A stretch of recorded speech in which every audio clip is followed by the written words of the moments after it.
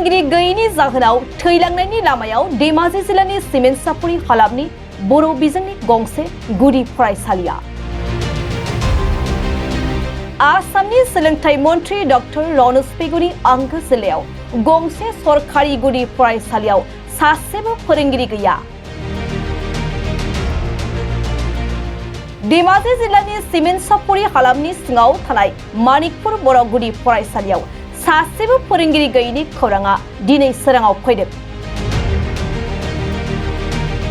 मिन्थिनो मोननाय बादिब्ला मानिकपुर बर' गुदि फरायसालियाव थांनाय 1 दाननि सिगांनिफ्रायनो सासेबो फोरोंगिरि गैया, जायखौ लानानै दा फरायसा आरो दिथागिरिफ्रा जोबोद जिंगायाव गोग्लैदों। मानिकपुर बर' गुदि फरायसालिनि लोगो फोरोंगिरि प्रमिला ब्रह्मआ आजिरा मोनखांनायनि उनाव गाहाय फोरोंगिरि जारिमिन मोसाहारियाबो गुबुन फरायसालियाव ट्रान्सफार लानानै थांनायनि थाखाय दिनै बे फरायसालिया फोरोंगिरिनि आंखालजों भुगिनो गोनां जादों। नाथाय दुखुनांथाव बाथ्रादि फरायसालियाव फोरोंगिरि गैयै थासारिखौ नुनायनि उनावबो सरकारनि फारसेनिफ्राय दिनैसिम जेबो राहा खालामनानै होआखै। मानिकपुर बर' गुदि फरायसालियाव सासेबो फोरोंगिरि गैयैनि जाहोनाव फरायसाफोरनि इयुनखौ साननानै दासान्दि फरायसाफोरनि बिमा-बिफा, दिथागिरि आरो ओनसोलनि माहारियारि आफादनि दैदेनगिरि बिथांमोनहा जोबोद गोनो गोथोआव गोग्लैदों आरो थाबैनो बे फरायसालियाव गोदान फोरोंगिरि थिसनथाय होनो थाखाय सरकारखौ खावलायदों। बे समावहाय खोब दुखुनांथाव बाथ्रा, मानिकपुर गुदि फरायसालिनि जिखिनि जेंना, बे जेंनानि सायावहाय जोङो फरायसालि सामलाय आफादजों लोगोसे जों दुलाराय बर' फरायसा आफाद, जोङो बिअनिसिम जों मोनसे खावलायदोंमोन। बे खावलायनाय लेखायै बिथाङा 20 साननि थाखाय फोरोंगिरि हरदोंमोन। बे 20 सानाबो बारलांबाय। दा जोबनाय लोगो लोगोनो बे फोरोंगिरिया गावनि फरायसालियाव थांफिनबाय। दा बेवहाय फोरोंगिरिनि जेंना जाना दं, फोरोंगिरि गैया। दा ओंखायनो जों खावलायदोंमोन गभर्नमेन्टखौ जे थाबैनो बेवहाय फोरोंगिरि थिसन हरनांगौ, रिक्रुटमेन्ट होनांगौ। बे खोथाखौ लानानै जोंनि जिल्ला आफादनिसिमबो जोङो मेसेज होदों, मिरुनिसिमबो जों मेसेज दैथायहरबाय थादोंमोन। नाथाय गभर्नमेन्टआ बेनि सायावहाय जेबो प्रसेसखौनो लायाखै। दिनै बर' जातिनि थांनाय थैनायनिफ्राय लानानै, भाषानिफ्राय लानानै, सोलोंथाइनिफ्राय लानानै, हा-हुनि मोन्थाइनिफ्राय लानानै जोङो गोबां सोमावसारबोबाय।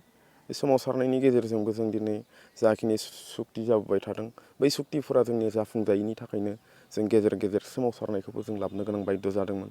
नै दिनै जिखिनि बिएसि मोननायनि उनाव बिटिसि मोनदों, बिटिसि मोननायनि उनावहाय बिटिआर मोनदों। बिटिआरनि जिखिनि मोनफ्रोमबो दफाफोर दं, बेखौ जुदि मावफुंजायोमोनब्ला दिनै बेबायदि अबस्था जानाय नङामोन, फैनाय नङामोन। जों बेखौ रोखा जों मोनथियो, मोनदाङो। नाथाय दिनै बेफोर माखासे हाबाफारिफ्रा मावफुंजायैनि थाखायनो दिनै जोंनि फरायसालिफोरावहाय फोरोंगिरिनि जेंनाया बांसिननिफ्राय बांसिन जादों। जों मोननो हादोंमोन टेट आनजाद उथ्रिनानै फोरोंगिरि मावफैनाय चिरां जिल्लानिफ्राय जों मोननो हादोंमोन। बिथाङा बिटिआरआव गोदानै एपइन्टमेन्ट मोनबावबाय होननाय खोनादों। ओंखायनो बिथाङा बेखौ गारनानै गावनि हम जिल्लायाव थांफिनबाय होननाय। दा बेवहाय फोरोंगिरिनि जेंना, फरायसा फरायसुलिफ्रा दिनै बेहाय गोबां दङ। नोंथांमोना नुगोन, निउस मिडियानि गेजेरजोंबो नुगोन, दिनै गासैनि गेजेरजोंबो नुगोन, मोनथिगोन, खौरां बिजोंनि गेजेरजोंबो। दा बेवहाय जिखिनि फरायसुलिफोर दं, दिनै बेवहाय फोरोंगिरिनि जेंनानि थाखाय आंखालाव गोग्लैनो गोनां बायध' जादों। जों दुलाराय बर' फरायसा आफादानो जा, खौसेथि बर' सुबुं आफादानो जा, जों मोनसे सावरायलायदोंमोन दानि बावैसो एसे सिगां। दा जों बे हाबाफारिफोरखौ जों माबायदि खालामनो, जों गोनांथि जायोब्ला जों दिनै राजा लामायावबो जोङो ओंखारनो गोनां बायध' जागोन। बिदि माखासे जों गोबां खोथाखौ सावरायनो गोनां बायध' जादों। दा जोङो आसाम गभर्नमेन्टनिसिम जों आपिल खालामगोन, खावलायगोन थाबैनो जा एडुकेसन डिपार्टमेन्ट बा education minister doctor Ranoj Pegu, बिथांनिसिमबो जों खावलायगोन। गोनांथि जायोब्ला जों गासै गथ'फोरखौनो लानानै बिथांनि न'सिम बा बिथांनि न'आवनो जोङो लानानै जों धरना हैनोबो गोनां बायध' जागोन। दा जोङो बिथांमोनखौ जों एपिल खालामगोन, खावलायगोन। दा जोङो हानायमानि जोंनिफ्रायनो जोंनि जिखिनि जोंनि गेजेरावहाय सोरबा बिए पास जानानै थानाय, सोरबा मास्टार डिग्रि कमप्लिट खालामनानै थानाय, बिथांमोनखौ जोङो लेंहरनानै सावरायलायनानै बिथांमोननि सेराव जों थांनानै दान्दिसे बा साननैसो फोरोंगिरि गभमेन्टआ फोरोंगिरि एपइन्टमेन्ट होनायालागै नोंथांमोना बेवहाय फोरोंथ'नायखौ मावोब्ला मोजां जागोन होननानै जों रिकुवेस्ट खालामनायलाय बिथांमोनखौ जों मोननो हादों। बिस्तु बर' बिथाङाबो ग्रेजुवेसन, बिथाङाबो सिमेन्ट सापरिनिनो। लोगोसे जोंहा रायज्लायबावदों रिंखां बर', सिमेन्ट दख'रा दुलाराय बर' फरायसा आफादनि सोलोंथाइ नेहाथारि। जों बे काउन्सिलनि चिफनोबो जों फोरमायगोन जे जोंनाव फोरोंगिरिनि जेंना। दा जों दुलाराय बर' फरायसा आफाद आरो खौसेथि बर' सुबुं आफाद दख'रानि जों जयेन्टलि जों दिनै नायगिदिंफैदों। नायगिदिंनानै जों दिनै मोगा मोगि जानो गोनां जादों जोंनि उन्दै उन्दै फरायसा फरायसुलिफोरजों। आरो जोंनि जा फरायसा फरायसुलिनि दिथागिरि बिमा बिफा बिथांमोनाबो बेवहाय दंफैयो। जों बिथांमोनजोंबो रायज्लायदों, खुनु सिन्था खालामनो गोनांथि गैया जे जोङो जोंनि उन्दै उन्दै फरायसा फरायसुलिफोरखौ जिबायदि सोलोंथाइ होनांगौ जों बिनि हाबाफारिखौ जों लागोन, जों रुजुनगोन हानायखिनि जे जों जोंनिफ्रायनो जि एसे एनै हायो जोङो माखासे जोंनि दख'रानि सिङावहाय थानाय माखासे वेलजारफोरबो दं। जों बिदिनो थाइसे थाइनै खांनानैब्लाबो माबा मोनसे फोरोंनायनि जिखिनि दान बान्था जों बेखौबो होनायनि जों मोनसे प्रसेस बा सावरायदों।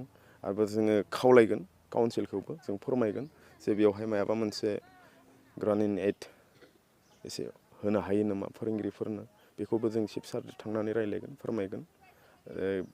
थिग बेफोरबायदि जोङो जोंनि दिथागिरि बिमा बिफाखौबो जों बेफोरबायदि बुजायदों। ओंखायनो सोलोंथाइ होनायाव बा सोलोंथाइ लानायाव गथ'फ्रा जेबो उसुबिदा जानाय नङा बेखिनिखौ जों फोरमायदों। जिखिनि गभमेन्टनि फारसे जों प्रेसार होनांगौ जों बेखौ होबायानो दंखायो। गाबोन समनियानि बा समफोरनि गेजेरावहाय जोङो स्पेसियेलि डक्टर रुनुस पेगुखौ जों लोगो हमनायनि मोनसे थांखि लादों आरो एम एल ए खौबो लोगो हमनायनि थांखि लादों। बे थांखि बायदियै जों जाफुंसारगोन बेखौ मिजिंथिनाय दं आरोखि।